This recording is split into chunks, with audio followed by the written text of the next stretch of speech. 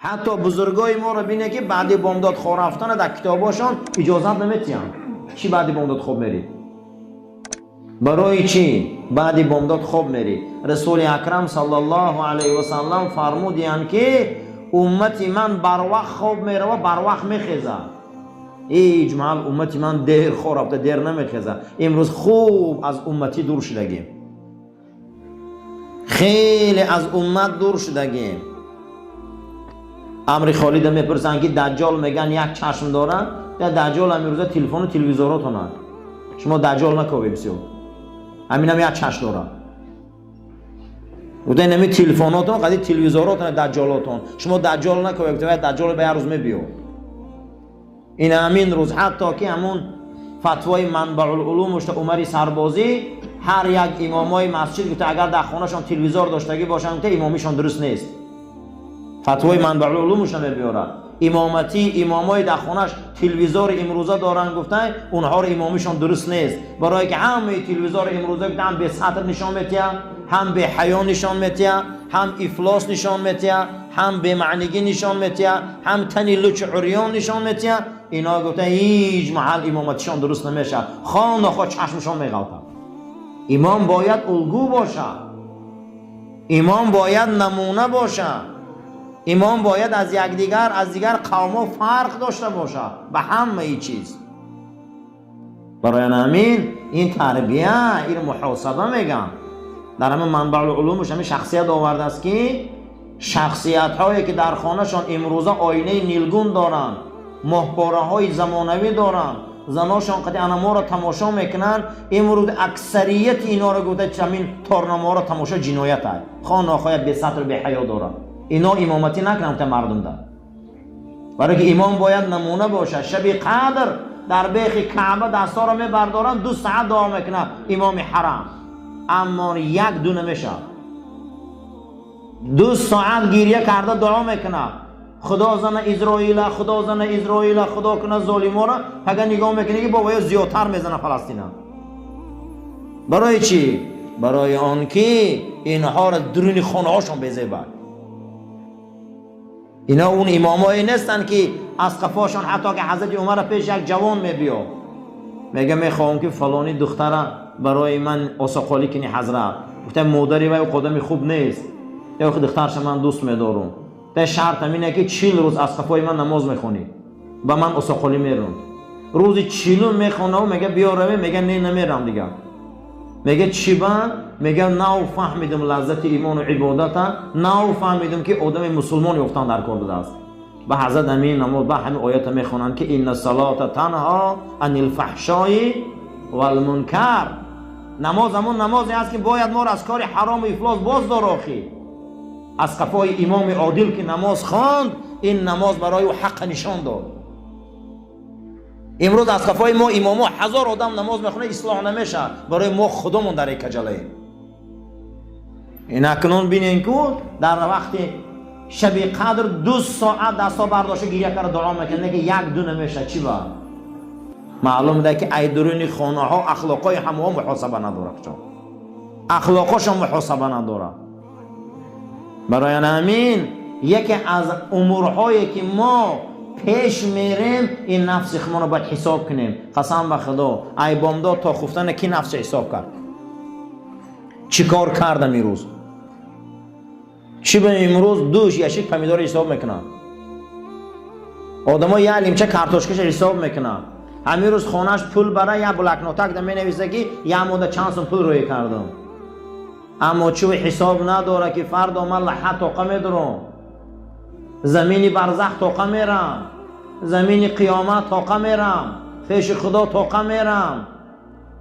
فردا جهنم هست، پرسش هست. یک مراتبه یگانه دین هست که آدم در خودش سودیه میمونه، اسلام هست. شما یک بار میگه در خودت سودیه نمیشی، شما یک بار سودیگی در نفس خودت نمیکنی. اینا میگفتن محاسبه. امام غزالی آورده است که کدام وقت انسان ها آرام میگیرن با آن شرطه که 4 چیز در بدن اونها باشه. گفته یکم محاسبه. محاسبه چی رنگ میگن؟ حساب کتاب. تا گفته عمری خش حساب کتاب نکنه قسم به خدا گفته و انسان آرام نیست. یک مراتبه از 12 ساله بالا حساب کنیم خودمونا، چین نماز واجب و فرض موندگی اگر قضا وی میپرسن پگا، وی میپرسن پگا، روزه های قضایی را میپرسن پگا، یکی پرسن ای دستمون چی میبیو، واجبات میپرسن. حتی که نزد حضرت امام احمد ابن حنبل یک آدم فقیر باشه سال یکم، فقیر باشه سال دوم، فقیر باشه سال سوم، قربانی در گردن وی واجب نیست. اگر 4 سال چهارم بای شوه، هر سال 3 سال دیگه قضایش میداره. وای قربانی در گردن آدم ساقط نمیشه. میگه وقتی تو فقیر هم باشی نماز هم همینه، پیشترهاش میتیه، حضرت سختی بد میگیره. انا برای نامین پگه میپرسیدیم محاسبه نمینه که حساب کردن در کار عمره ای بامدا تا خفتن چیکار کردیم. این محاسبه میگن تا حساب نکنیم قسم به نام خدا ما آرام نیستیم. کنی یک آشخانه حساب نمیکنیم که همشب خواب نمیبرم. همین بگن که یک کاره که اندکت حساب نمیکنیم خواب نمیبرم. برای نمی باید ما عمرمون حساب کنیم. الله جل و علا شأنه در سوره واللیل اذا یغشا والنهار اذا تجلی و ما خلق الذکر والانثى ان سعیکم لشتی، این سعیکم لشتی. خدا میگه این کوشش های شما، این برنامه های شما، این دوتاز شما، این نقشه کشیاتون، این برنامه ریزیاتون، پگه چیکار کنم بگه چیکار کنم این کنم، هزارها فکر در سراتون میبیا. میگه لشتا، این یک روز میگه پاش میخره پاره پاره میشه. این ای سرتون میمونه میگه همش این سعیکم لشتا. این کوشش غیرت های شما یک روز از بین میره میگه دیگه نمیشه. یک کرونا آمد، ویروس کرونا، میلیون ها دلار تمامی بیزنس ها غلطید. انا سعیم این کوشش بینه که این سعیکم لشتا فاما من اعطا و اتقا. کیا را برنامه هاشون مستحکمه، کیا را برنامه هاشون استواره، کیا هستن که در این دنیا برد کردن، کیا کردن که بیرقشان دائما بلنده. و اما من اعطا و اتقا، کسایی که خیر و احسان و افطاراشون دائمی بود و اتقا، بعد از او خدا میگه در قلباشون ما تقوا دادم. آدمای میدادگی میگه بای ندادن، آدمای میگه احسان میکردگی بای ندادن، خیر میکردگی بای ندادن. و اتقا، بعد احسان و دسترخوان و افطاراشون میگم من کپرک تقوا را برای اینا هوی میکنم. این آدما میگه برنامه هاشون برهم نخور. خشا به حال انسانی که این ماده یک کاسه شوربا هم باشه کسا دو، اینا شکست نمیخورن. آشخانه ها محکم میشوه، بازار ها محکم میشوه، دوکان ها محکم میشوه. قسم به خدا هر روزی دیسته که دلار بالا پایان میشوه، هر روز میبینه نفت بالا پایان میشوه. لیکن آدم اعطا احسان داد پشیمان میشوه، میگه دادم، میگه کردم، دستگیری آخرت من. روزای جمعه طبق دستورات و برنامه هامون ما درباره اخلاق و تربیت صحبت میکنیم. امروز رسیدیم اخلاق و تربیت از دیدگاه اسلام. یکتش حساب نفس و مراقبت، نگاه کردنی خود آدم. یکی از شاخه های اخلاق که امروز تربیت و اخلاق اسلام از او سرچشمه میگرفته است، نام او چه بوده عزیزان؟ محاسبه.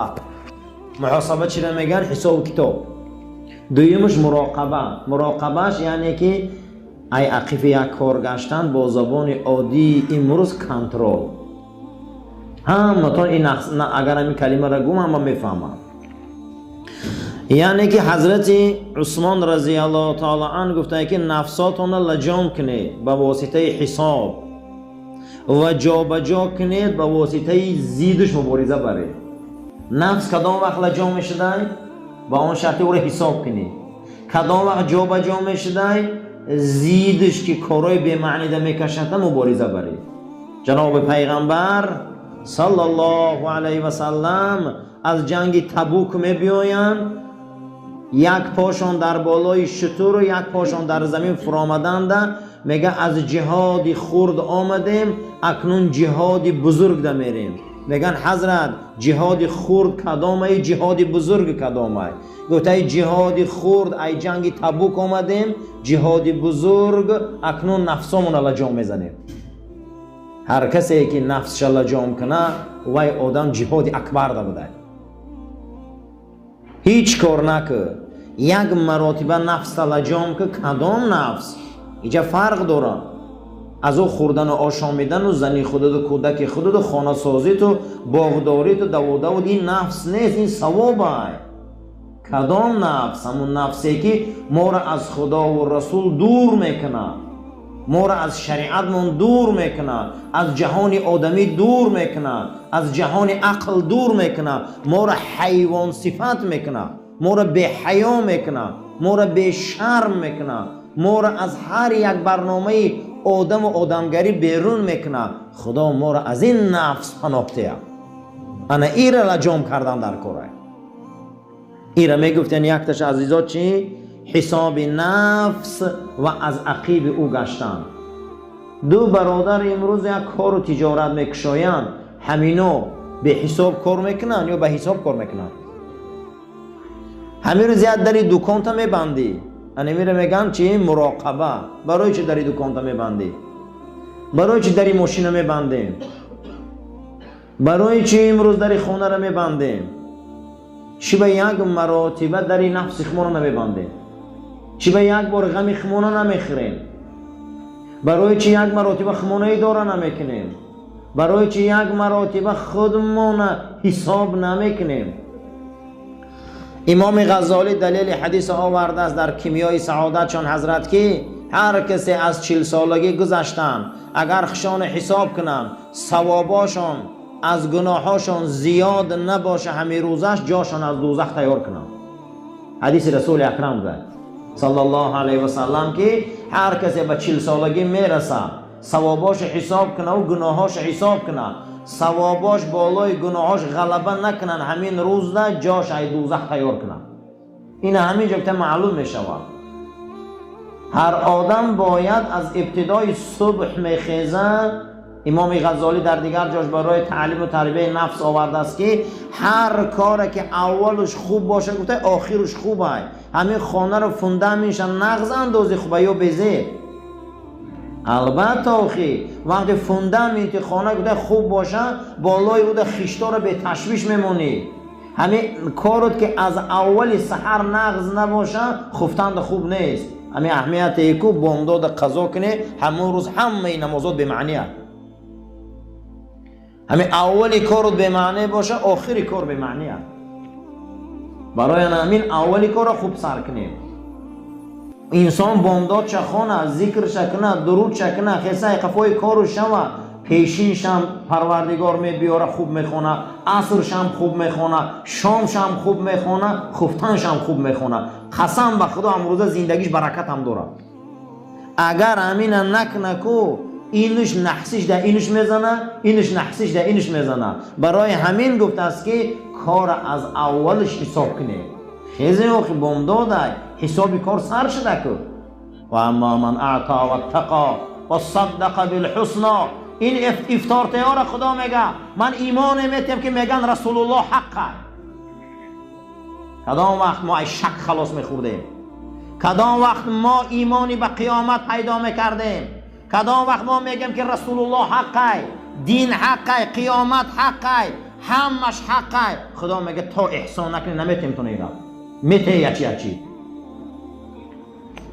میته میگه احسان میکنه خیر میکنه ای پستی مردگی کسافتی میبروی میته میگه چی با من شما ده چی میکنم و صدق بالحسنا. شما میخیزه میگه حقی آینده ما روشنه حقی. این وقتی این خیل کشید میگه فسنیسره للیسرا. این آدم رو میگه این هفتهشانه ای هفتهشان زور میکنم، این ماهشانه ای ماهشان زور میکنم. همین خدا میکنه یا نه؟ مرده نشوه، پس نشوه، گوش نچش نشوه. وعده داده است که این روزتانه ای روزتان خوب میکنم. شما میگه کنی همین کارا، همین بین آدمای میدادگی رو بینه که چقدر دولتشون زیاده. همه آدمای دستکشا ببینه که چقدر دولتاشون زیاده.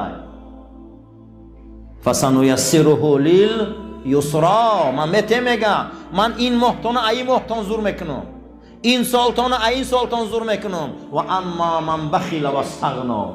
آدما میگه بخیلی پستی میکنن، خیال میکنن میگه واستغنا بوی میشیم. نه والله هیچ نمیشی، هیچ نمیشی قسم به خدا. و در نظر خودت میتوهمو واستغنا. بعد از اون میگه وقتی پستی میکنن، بخیلی میکنن، مردگی میکنن. من نمیبینده دامین ما دارنده های داریم که خیلی خوبن، یگان کاسه افطار برای رمضانی ندارن. من 10 روزی مای جوان مردی میمره از خانه اینا یک کلچه نمیبره، لیکن 24 ساعت 12 ماه انمی قدر مقصد که سالش خودی کار میکنن. برای کی میکنه موقع مینا و برای کی کرده سمینا را و بعد مردن با ترکه بده. یک سوزن بین واریسا با تقسیم میکنن. یا سوزن اگر یک سوزن تقسیم نکرده منعم مرده خیر احسان هیچ قبول نمیشه. و اما من بخیل و استغنا. اینا میگه بخیلی مردگی میکنن، خیال میکنن ما بای میشیم. میگه و کذب بالحسنا. من میگه بر رهاشون میکنه میگن دروغ ای سوا. دیدی ریشش ای کجا بوده؟ باور نمیکنه قیامت ده، باور نمیکنه میگه رسولی مانده با، باور نمیکنه ریشش ای چای بخیلی پستی. فسنیسره لیلعسرا. این هفته شون میگه ای هفته شون بد میکنن، این ماه شون ای ماه بد میکنن. بعد تماشا کنه اینا میلیوناشون دیگه آدم خورده میرن، میلیوناشون در دست دیگه آدم مونده میره و یا میمرن میلیون سموشون در دست انموهای سری جنازه ویده جنجال اگه پولی مرابطی هم تا میمونه میره. فسنیسره لیلعسرا. شما میگه حساب نمیکنی کارو را، شما عمر حساب نمیکنی. خلیفه ها من چگونه بودن؟ سلطان صلاح الدین ایوبی جهانی مسیحیت لرزان کرلی کبیر به زانو آورد. شبا میخیسین یتیما و بیوزنا که یک دانه نانو بالاش قمسکه در دهنی در کسی مونده نمیدونن اکیه. همون روزی که سلطان میمره این عملا میمره. وقتی مردشوار روایت میکنن که کرتش برو آوردن 2 پیبند سیاه میگه در کفتا شده. همیشه تا روز یتیم خانه ها و صغیره و بیوزنا در نان میداده. کسی نمیشناخته که ایوبی بوده و یا به این دعاها مسیحیت لرزاندن. شکر خدا امروز ما دارنده هایی داریم که ای قارون زورن، ولی سلطان صلاح الدین موندگی ای قارون زورن، لیکن هیچ به هر حیمت های پس دارن، بسیار پس، استخوانای گشنه و یا اون خیل بدن که مسیحیت لرزاندن، اما اینا غلام مسیحیان. اللهم لك صمت و بك آمنت و علیک توکلت و علی رزقک افطرت. آمین یا رب العالمین.